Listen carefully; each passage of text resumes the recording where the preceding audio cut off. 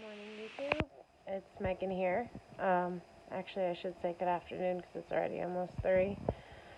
So I'm doing another confessional today, even though I really don't feel like I'm in the mood to do one. And to be honest, the reason why I am doing it anyways is because when you sign on to do something, you do it regardless if you're feeling like you're in the mood for it or not. So here I am, and just talking about, what was bothering me so much today. When I woke up, I was in a really bad mood. And I don't know why, but I feel like, I don't know, every day is just so stagnant. Every day is just the same. You wake up and it's the same routine. You see things and you do things and you're stuck. I'm stuck in this house with my son who's, very boisterous and loud, and he's always screaming, and there's always something, but every day is something new. And for some weird reason, I still feel like I'm stuck in like this rut. I can't get excited about anything. I feel like I don't have anything on the schedule, therefore I don't have anything to look forward to. But I do have stuff on the schedule, just things that I'm not necessarily looking forward to, such as my son needs to get his flu shot in order to return to school. So in order to, tomorrow, at 10 o'clock, he has an appointment to go do that. Today I had a doctor's appointment. And, even talking to the doctor today, it was awkward for me because we're talking about my bipolar 1 diagnosis, and, just admitting to him that, okay, I hear voices, but maybe they're not always there. I'm taking the medication, hoping that whatever voices I am hearing aren't real. But at the same time, I have this huge stressor, and that's my child. He's always with me. He's always stressing me out. So I forgot why I take certain medications.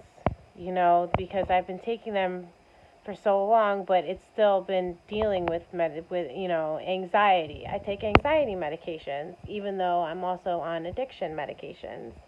I know the two don't necessarily go well together, but it seems like the lower on the addiction medication that I'm getting, and the higher the stress level it is with my son and my life, the more pain I seem to be in. I tend to get really bad pain in my chest and really bad pain like all down my body. It almost feels like at some point like my chest is caving in, like I have heartburn so bad that I can't even catch my breath, and it'll come on out of nowhere after we just left a store while Anthony was screaming, or while we were doing something and he was overstressing me out. My body just reacts that way. And I forgot why I take the anti-anxiety medication. It's supposed to help not only with sleep, but it's also supposed to help do that. It's supposed to help slow down all the crazy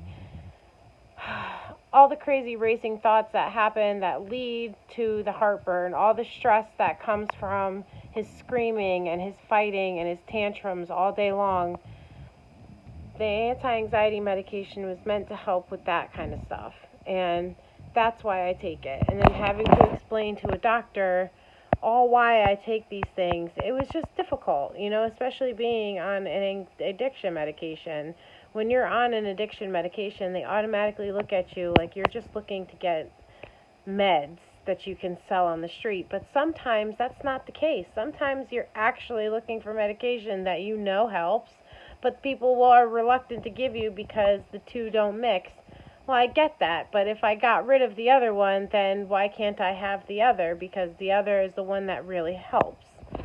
I'm trying my hardest to get rid of the addiction medication. I'm on a really low dose, and I'm slowly getting back to normal. But I find the more that the fog clears, the more I hear the voices, the more my outbursts seem to happen. So that's why I think this big changeover is starting to happen to me, because I'm not on as much medication as I used to be on. I used to be heavily sedated, but I'm not sedated anymore because I have to be here for my kid. There's just so much that I have on my mind, and I try not to think about all of it. And the worst part about it is really just feeling lonely. Like waking up in the middle of the night and being like, I just want somebody to snuggle with, and I don't have that person there. It sucks, and it's all one day at a time, and I get that. And one day somebody's going to come into my life where it's going to be okay, and I'm just wondering when, and if how that's even going to happen with, not being able to go out, and when am I supposed to meet people online? Meeting people online, it just seems so awkward these days.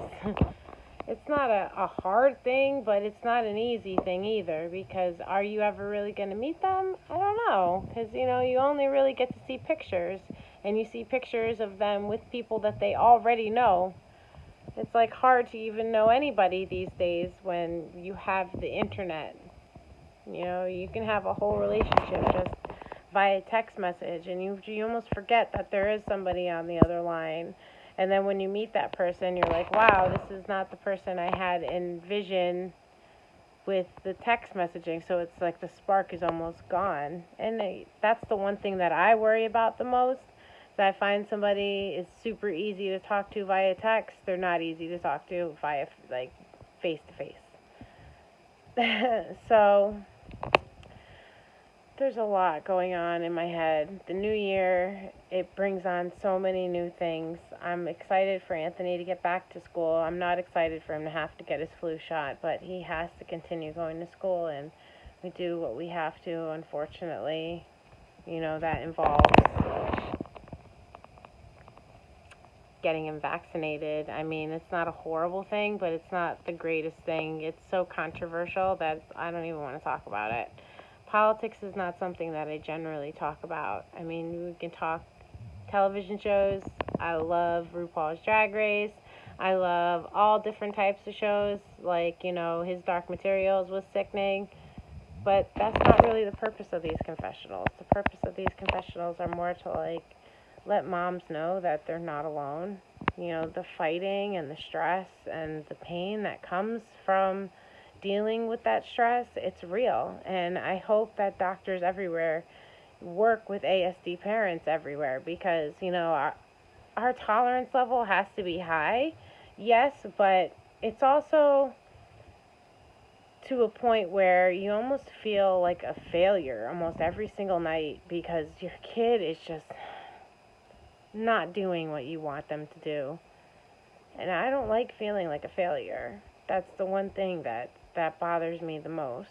So, not that medication makes it better, but I feel like all ASD parents need help, especially the single ones. That's the number one thing I think I need, is help.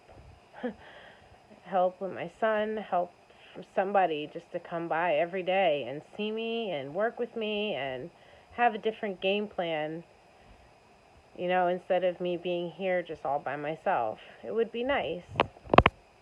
And I guess that would be considered like some kind of nurse or something like that. I don't know. I guess I have to see about those kinds of services. But for now, it's like I don't have a lot of money. I don't have a lot of anything. I just trying to make it every day. And the way my son, he doesn't eat, but he does drink a lot of chocolate milk, and the chocolate milk gives him the poops, something fierce. He must have changed his diaper like 7 or 8 times today.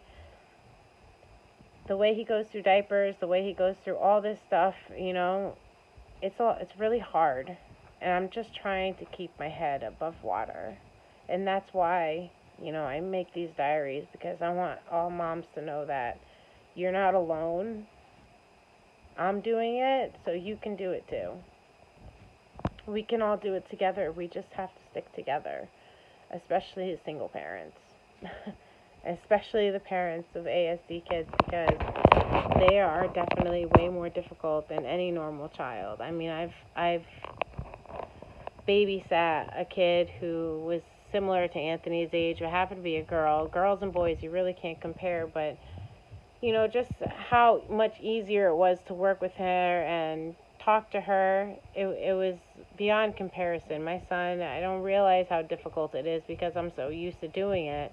So when I do hang out with a regular, normal kid, it's like, oh my God, you're so simple. It's like, I don't have to watch you as much as I have to watch my own son, you know? Every day is a different adventure. Every day is something new. And I'm just hoping that one day something changes and we can get something bigger for both of us. I guess that'll be it for today. Thank you. Bye.